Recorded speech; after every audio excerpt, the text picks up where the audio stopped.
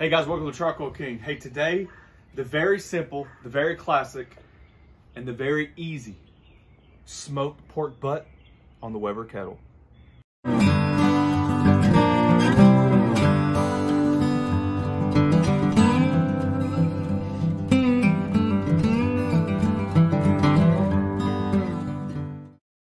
All right, here we go. So now we're just going to do our seasoning.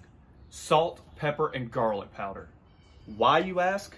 Because we thought that, I'm just going to score it real quick. And the reason why I score it is because I like the idea of the fat being able to render out through the pork a little bit more. Because we like our pork butts simple. Get back to what we started talking about. We started doing pork butts and we would always do the barbecue seasoning. Well, then the pork butt would turn into 100% barbecue pork. And then after a while, when you got two small girls and mom and daddy, it just seemed like, golly, we have to eat pork again. So then I started making them, look, salt, pepper, garlic right here. Equal portions. And very, very, very liberally. Remember, this is a lot of meat. So what happened is we started making them like this and then noticing that we could just use the leftovers for so many more things. And that has been the absolute driving force of some of the recipes that we wanted to make. But we're like, well, should we go ahead and use the pork that we already got? Or just go ahead and use it off camera. Go and get inside your crevices. I know I've always said to season the presentation side after, but we'll come back to it and finish it up. Get all the sides. But there's so many things that we want to make on the flat top, and I thought, man, we need to get this video done. So that way we can always revert back to it and say, hey, how did you guys make your pork butt? Very simple. Very, very, very, very simple. Let the grill do the work. Come back in here, finish this seasoning off. We're going to bring our grill up to about 275 to 300 today. And we're going to get this bad boy on the grill. All right, guys, so we got our grill exactly where we want it. If you guys want to check out this video, it's how we set up our Summit as a smoker. But just to recap very quick, it's indirect heat. We got our charcoal on the left. We got a very small amount of charcoal lit. We got a drip pan. And all we're going to do is put our butt on there. Now I've got a wireless thermometer in there already. You guys know I love my thermometers. Just like that. Now look, a lot of people say, why didn't you trim it off? I didn't trim anything around it. Even on my ribs, I don't trim a lot. I've always felt like it's just, I mean, I kind of like some of the stuff that happens when you don't trim it. So that's the personal preference. But for me, we're going to keep this on there. So our first target temperature, you ready? This is why it's so simple. There's only two temperatures to think about.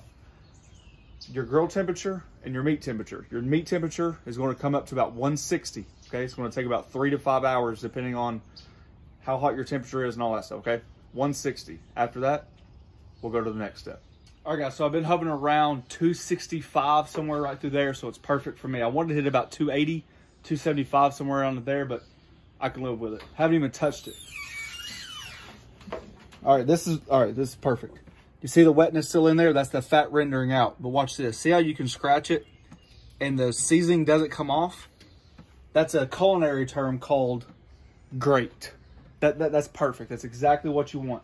The reason is everything's dried up now, and that's what you want. Your crust has set. That's a culinary thingamajigger. All right, so since we keep it simple, I do equal parts apple cider vinegar and apple juice concentrate.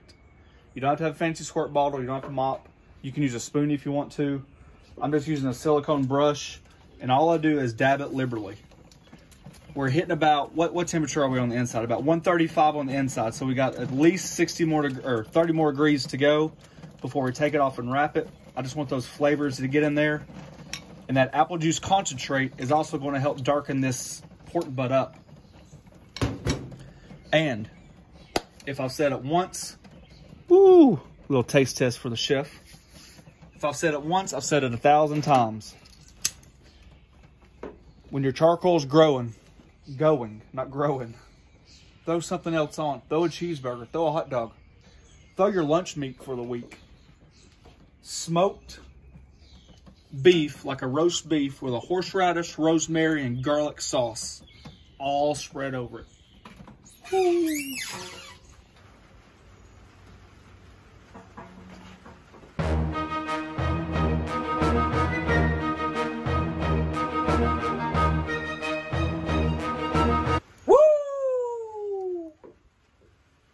All right, so what I've done, I basically just basted it with that apple cider vinegar and the apple juice concentrate.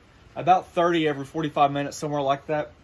I haven't had to add coals yet, but at this time, I'm gonna go add a little bit more charcoal to my grill. That way we can keep that temperature consistent and I've got enough fuel for the burn.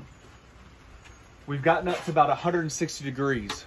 There's a barbecue term called the stall.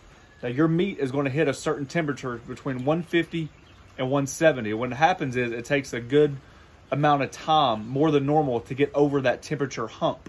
That's why they think that meat stalls. So you have two options. You can go through it or you can adjust your method. And this is the stage number 2. And we're talking about temperatures earlier. So what I'm gonna do is take it off. You guys can see all that color. Ooh, that looks good. Everything in the grill stays the same, okay? Do you know how long it's been? Longer than expected, about 5.5 hours. I was thinking maybe 4.5. But the grill, once we checked it after the first hour and a half, where we stayed consistent at 280, like almost right at the dot, it dropped back down to where it normally does, about 250 to 255. And so it did take a little bit longer than expected. If you don't put peach paper on your pork butt and you haven't tried it, then you're missing out. Now, if you've done it and you like it other ways, hey, that's an opinion. That's between you and whoever. But I'm telling you, if you're on the fence about whether or not to get peach paper for your barbecue, do it. It personally, for me, it outperforms aluminum foil 10 to 1. I'd rather go naked the whole way through without wrapping it than I would aluminum foil. But the peach paper, no brainer. All right, so let's get this bad boy wrapped. We're gonna wrap it just like a present.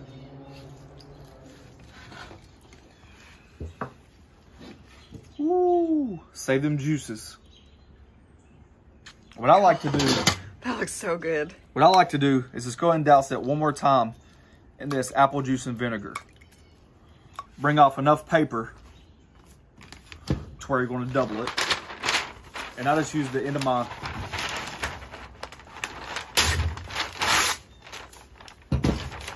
Like you've done this before.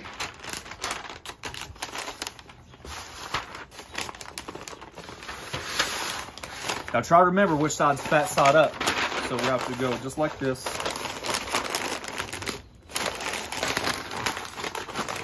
Do you want the fat side up? You do want the fat side up because it still helps it render down. Just like that. And what we're gonna do is just wrap it one more time.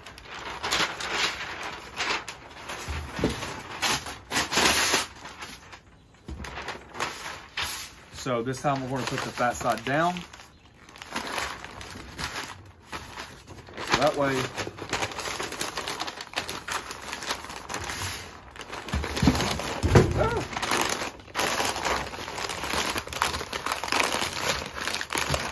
just like that. Okay, so now you might be asking, why the peach paper? It gives you the best of both worlds. It allows the meat to still have moisture, but allows it to breathe as well. When you have aluminum foil, I think it pushes the temperature too high and it creates more of a soggy, like a steam effect. And I think your temperatures rise a lot faster. With the peach paper, it still allows your pork to breathe, but retaining moisture. The peach paper actually absorbs some of the liquid, and you keep that crust that you fought so hard to create on your grill. So back on the grill, put your probe back in it. Okay. And so now the temperature we're shooting for now is going to be between 195 and about 203. That's the finished temperature. That's the finished temperature. And the point of that is it's all about feel from that point. You know, it could be done a little bit earlier, or you might have it, you know, a little bit longer. And that difference of temperature of 8 degrees could really be the difference of 35, 45, maybe an hour and a half. Depends on how your grill's going at the time. So don't think just because it hits at 195 that you're automatically done, or at 203 that you've overcooked it. Okay, it's about a feel. So we're just going to let it go. What about your temperature for your grill now? Well, you don't want to get out of hand. I'm still going to keep around that. I'd like the target temperature for me is about 275 to 285, somewhere through there. You can keep it around 250. It's just going to take a little bit longer. But anytime you pass the 300 mark, I think it pushes the juice of the pork out a little bit faster and harder than what I'd like. If you keep it low and slow, I think the meat retains the moisture a little bit more. All right, guys, so we're hovering about 230. The fire is dying down. It was about 250. I got 197 internal temperature. I just felt it. I think it's good. So what I'm gonna do is take it off the heat. And now, after cooking this bad boy all day long, you gotta let it rest. What do I always say about meat? Thank you, honey. You let your meat rest. Find something to do. Get away from it and let us do its thing. I'm gonna give it an hour.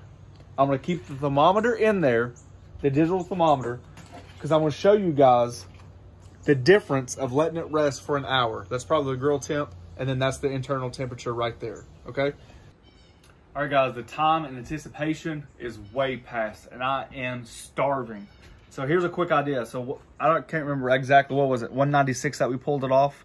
It's at 184, and this has been exactly an hour. So it just goes to show you, an hour might seem like a long time, but you haven't lost that much heat, all right? So let's see what we got here. Now, the whole point of this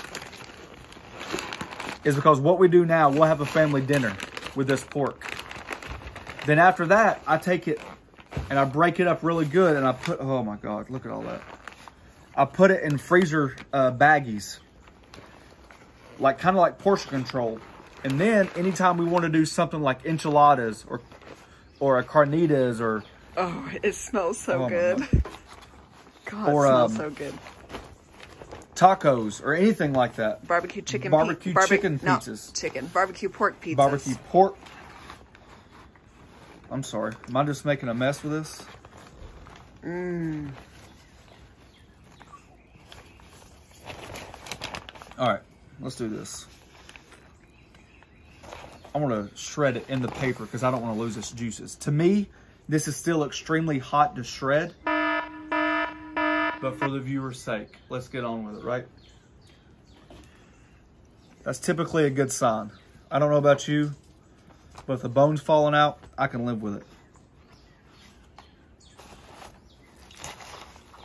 I don't know how you want me to shred this. Is it super hot? It is. You need 2 forks. Way too hot to shred. So this, like I said 100 times, is going to be the launching point for some of the videos.